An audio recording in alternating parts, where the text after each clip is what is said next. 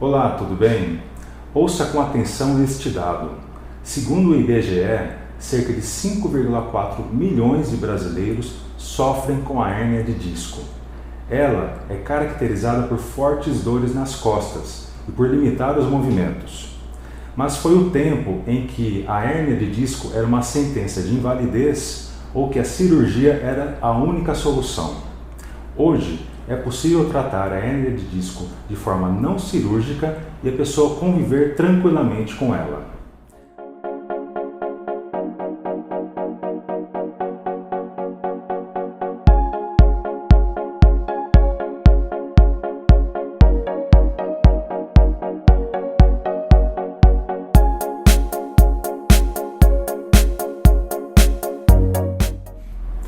Para entendermos melhor o que é a hérnia de disco e como é este tratamento não cirúrgico, conversaremos com o fisioterapeuta Felipe Alavarce, que é diretor clínico do Instituto Alavarce de Reabilitação da Coluna, em Bauru, mestre em Ciências da Saúde pela USP e especialista em osteopatia pela UEMP.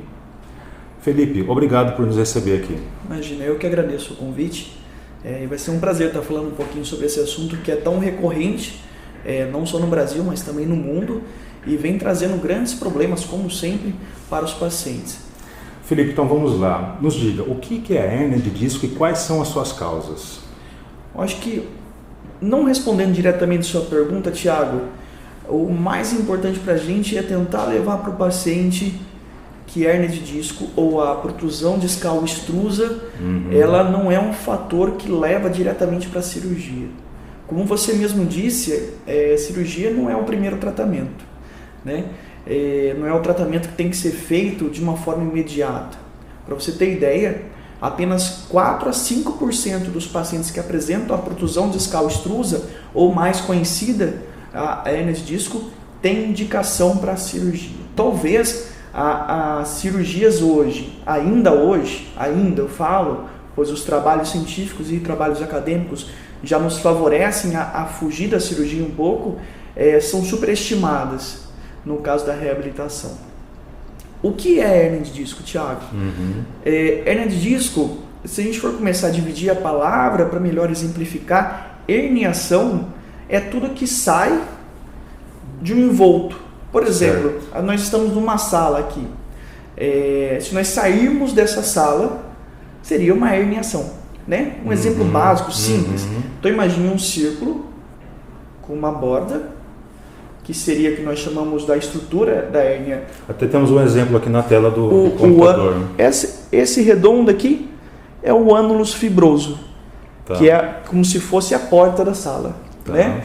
Tudo que extravasar dessa região é uma herniação. Né? Hoje em dia a gente tenta não utilizar mais esse nome, hérnia de disco. Nós, profissionais da área da saúde, fisioterapeutas, médicos, enfermeiros, todos que trabalham em volta de um paciente com essa alteração estrutural na coluna. Por alguns motivos. O motivo principal é a catastrofização da patologia com o paciente. Esse nome, hérnia de disco, já traz o que você falou no começo da reportagem, de uma lembrança ou um pensamento de invalidez. E não é.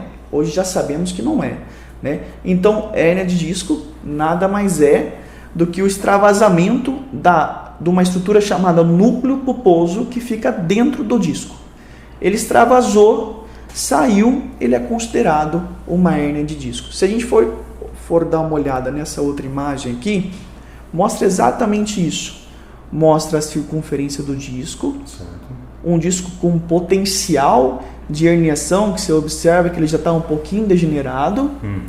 O prolapso, ou a protusão discal, que é o extravasamento por pressão, porém o núcleo pulposo ainda não rompeu o ânulus fibroso, que é essa camadinha em volta. E nesse momento a pessoa já sente dor ou ainda não? Não necessariamente. Tá? Ela pode chegar a gente com dor na coluna e com uma ressonância magnética que mostre isso, mas não é o fator causal da dor dela.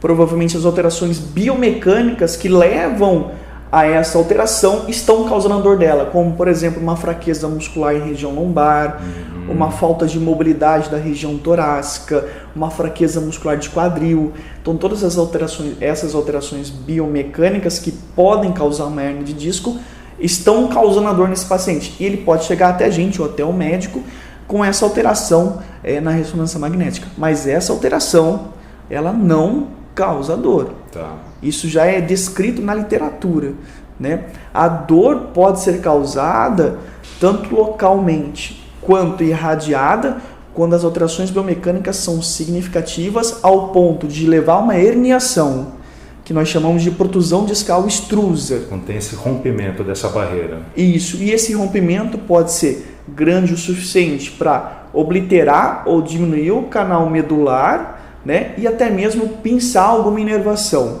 Nesse momento temos algumas alterações biomecânicas, como por exemplo o espessamento de um ligamento chamado ligamento amarelo, que causa dor. Que dá aquela irradiação na perna. A dor local. A irradiação na perna seria o contato dessa extrusão frente à inervação que vai para a perna. Que nós chamamos aqui, nós temos nessa região o plexo lombosacral, que é um conjunto de nervos que leva as funções e a sensibilidade para os membros inferiores. E se você observar aqui, ó, bem aqui, ou aqui, ó, nesse momento ele pode estar pinçando alguma inervação. Aí pode levar a dor. E quais são as causas para uma pessoa desenvolver uma hérnia de disco? O que leva à hérnia? Tá. Não temos uma causa única. Não tem uma específica? Não. Se você fuma, você vai ter hérnia. Porque existem pessoas fumantes, não fumantes que possuem hérnia. Não é sobrepeso. Existem pessoas sobrepesas, obesas, pessoas magras dentro do IMC, é comum, índice de massa corporal, que possuem hérnia também. Não é sedentarismo, pois temos atletas e temos sedentários que possuem hérnia de disco. Então não podemos ter uma causa relacionando com a hérnia de disco. É um fator multicausal. Pode ser um paciente que está jogando bola e faz um movimento de rotação forçado da coluna e esse disco extravasa. Felipe, então não posso rodar a coluna? Pode, deve, mas muitas vezes sua coluna não está forte o suficiente para aguentar esse movimento. Aí é onde surgem as herniações. Felipe, posso fazer flexão? Que é o que acontece rotineiramente, Thiago, é que o paciente vai pegar um peso e trava. Então, essa questão de travar, por que trava? Pode ser apenas simplesmente por um espasmo muscular, que é a grande maioria dos casos. Não é a coluna que travou, são os músculos em volta da coluna que entram em espasmo. Mas a grande maioria das vezes o paciente faz o movimento e trava a musculatura. Aí ele vai e faz a ressonância e encontra a protusão ou a hérnia. Né? A gente não consegue afirmar que aquele movimento que causou a hérnia. O paciente pode vir com essa hérnia já há algum tempo, né? Adormecida, digamos assim. É quieta, não está causando a dor, porque a hérnia não se retira a hérnia, você não faz retirada da hérnia. E aquele movimento causou espasmo muscular e ele ficou com dor. Aí ele encontra a hérnia através do exame de ressonância. Aí pensa que é culpa somente da hérnia. E não é. Ou pode ser ao contrário. Pode ser que efetivamente durante o movimento traumático, que é pegar um peso excedendo a sua capacidade funcional, gerou a herniação. Aí gerou o travamento, tanto por causa do espasmo muscular, quanto por causa da extrusão do disco e pinçamento da inervação. Bom, Felipe, então aquela pessoa que travou, que procurou um atendimento médico, um posto de saúde ou mais especializado, e após o tratamento medicamentoso, ele foi indicado a procurar um fisioterapeuta. Ele chega na sua clínica. Quais são os procedimentos? Perfeito. Nós precisamos deixar algumas coisas bem claras assim, para o paciente. Isso é muito importante, Thiago.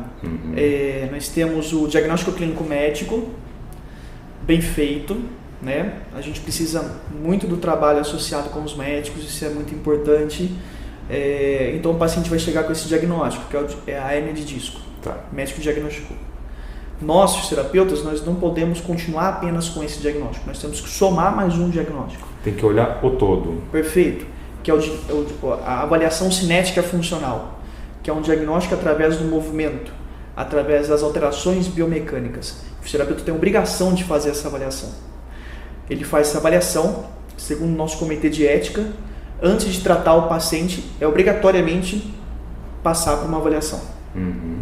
Avaliou, identificou as alterações e as debilidades biomecânicas, dali a gente vai tratar. Tá? Nós não podemos apenas tratar com o diagnóstico clínico médico. Nós temos teoria e prática o suficiente para entrar com uma outra avaliação e somar com a avaliação do médico. Porque pode ter N causas no corpo do paciente que levaram a esse quadro mais agudo, digamos assim, da hérnia. Perfeito. E pode se cronificar. Né? Então a gente não pode deixar de fazer uma avaliação. Então você passou pelo médico, foi para o fisioterapeuta também precisa te avaliar para somar com o diagnóstico clínico médico bem feito. Qual é o procedimento padrão, digamos assim, para o tratamento da hérnia? Deixar uma outra coisa bem enfatizada. Segundo a literatura, nenhum tratamento passivo é indicado para essa alteração. Por exemplo, o uso do TNS e ultrassom na coluna lombar não é indicado. Passivo, o paciente não está fazendo nada. Isso, porque não possui resultado. Né? É a mesma coisa você tomar um analgésico para uma infecção. Entendeu? Acho que talvez os pacientes que estão assistindo consigam visualizar isso melhor. Ou você pegar um carro que foi batido e levar em um médico. Você tem que levar no mecânico. É assim, enfim. Segundo a literatura, a melhor associação de tratamentos para essas alterações é a associação de terapia manual com exercício físico. O que é essa terapia manual, Felipe? Se a gente for pensar em terapia manual, Thiago, como você falou no início, eu no caso sou especialista em osteopatia. A osteopatia é um ótimo caminho para esse tratamento, para esse início de tratamento, onde você, através de técnicas manuais, você consegue melhorar os espasmos musculares, trazendo uma melhor mobilidade e uma diminuição de dor. Técnicas como o crack-crack, estralar, o estalido, a mobilização articular, lembrando, enfatizando também que o crack-crack não é salvação de tudo. Ele não está liberando ali. Ele não trabalha sozinho, né? Se você só fazer o crack-crack, você não vai estar ajudando o seu paciente. Sabendo que também, às vezes, o paciente não gosta, tem medo, tem receio de fazer isso. Então, o fisioterapeuta pode muito bem utilizar a mobilização, que possui os mesmos efeitos fisiológicos do que o crack-crack, que é estralar, né? E aí essa terapia manual, Felipe, quando vai no ponto de dor, qual é a função dele? Por exemplo, o paciente chega aqui com a hérnia, a gente já sabe que em volta dessa hérnia o músculo está rígido ali, está às vezes até inosado. Isso. Como que a terapia vai liberar esse nó? Perfeito. Sabendo que esses pontos inosados são os trigger points, são os pontos gatilhos, né? E a gente consegue liberar facilmente com algumas técnicas simples, como por exemplo, técnica de Cyrex, que é massagem profunda transversa, o dry needling, que é aquele agulhamento que está se fazendo bastante hoje, possui grandes resultados, tanto clínicos como científicos. Segundo os estudos, os resultados são muito bons. Então, se você trabalhar sobre esses pontos, você consegue um bom resultado. Você der esses nozinhos, às vezes o nozinho é aqui em cima apenas, mas essa dor é irradiada. Esse nozinho gera essa dor irradiada. Ao liberar isso, você libera toda essa dor. Junto com a terapia manual, o que mais é indicado para esse paciente fazer o tratamento? Como eu falei anteriormente, precisa obrigatoriamente fazer a associação de terapia manual com exercício físico. Né? Porque se sabe, se você, Thiago, ficar 3 dias com uma dor lombar, o seu músculo de estabilizador da coluna, ele vai ter uma hipotrofia e vai ter uma falta de capacidade funcional, uma debilidade de capacidade funcional. Por exemplo, para ele se contrair, tem que chegar um fio do cérebro e avisar para ele se contrair. Se você fica de 3 a 4 dias, esse caminho, esse aviso, ele já é retardado, ele já é alterado. Então, esse músculo que possui uma ação antecipatória a qualquer movimento, ele vai estar deficitário. Né? Então, você precisa entrar com exercício físico. E é qualquer exercício físico, Felipe? Não, nesse momento não. Tá? Nesse momento, precisa entrar com exercícios específicos de estabilização, criar força, fazer com que seu corpo vire um bloco de concreto de tanta força, porém esse bloco de concreto precisa ser móvel, não pode ser fixo. Então você tem que deixar seu paciente forte e móvel, ou ganhar estabilidade e mobilidade. Por exemplo, estabilidade em quadril, estabilidade em coluna lombar, se caso for uma hérnia lombar, mobilidade de coluna torácica e mobilidade de quadril, para que você tenha uma função preservada. Tendo essa função preservada, o paciente vai que vai. E quais são essas principais atividades físicas? Perfeito, Thiago. Nessa fase é muito indicado o Pilates, tá? Com o trabalho do fisioterapeuta. E o fisioterapeuta também pode utilizar de exercícios funcionais nessa fase para gerar mais função no seu paciente, né? Então, exercícios funcionais, estabilização e mobilidade, Pilates, utilizando desse método para trabalhar especificamente isso, tem ótimos resultados. Mesmo o paciente com dor, ele pode ou ele deve fazer? O paciente deve evoluir da terapia manual e para o exercício ainda com dor. A terapia manual não vai deixar o paciente 100% com dor, porque a gente entende que o exercício físico promove alterações hormonais, aumento da capacidade do paciente de resistir à dor, alterações, liberação de dopamina, diversas outras alterações fisiológicas, neurofisiológicas que diminuem a dor do paciente. Então, a terapia manual vai de 2 a 5 sessões e nesse meio tempo você já entra com exercícios básicos, exercícios iniciais para o paciente realmente ter uma boa melhora. E esse tratamento não cirúrgico, Felipe, é para a vida toda? Depende, isso é de forma individual. Mas de uma maneira geral, quem já apresentou o diagnóstico clínico médico de hérnia de disco precisa praticar exercício físico a vida inteira, até mesmo a corrida. Sabemos hoje que você pode correr com uma hérnia de disco. Porque a gente pensa que a corrida tem muito impacto, pode apertar os discos. A corrida, pelo contrário, a corrida fortalece os discos intervertebrais. Não na fase aguda, mas numa fase em qual o paciente já esteja reabilitado, ele vai correr e pode correr, né? Então ele pode ter uma vida normal, com atividade física normal, após esse tratamento inicial assim, e continuar com os procedimentos de cuidar realmente dessa mobilidade. Perfeito. Thiago, finalizando, hérnia de disco não é sentença de morte, não é sentença de invalidez. Você reabilitou, o fisioterapeuta vai ter que fazer com que você volte ao que você fazia antes. E é possível isso, tá? É só realmente você procurar um caminho certo, um profissional que faça um trabalho legal, que você vai voltar a correr, vai voltar a jogar futebol, vai voltar a fazer sua musculação, vai voltar a fazer seu crossfit, o que você realmente fazia antes. Isso não é 100%. Temos que trabalhar de forma individual, mas na sua grande maioria, sim, a vida normal. Felipe, muito obrigado pelos seus esclarecimentos, trazendo essas informações para quem está em casa sobre a hérnia de disco. Imagina, eu que agradeço o convite. E o que precisar é só entrar em contato, a gente bate um papo aí e vai esclarecendo mais ideias. Obrigado. Até mais, pessoal.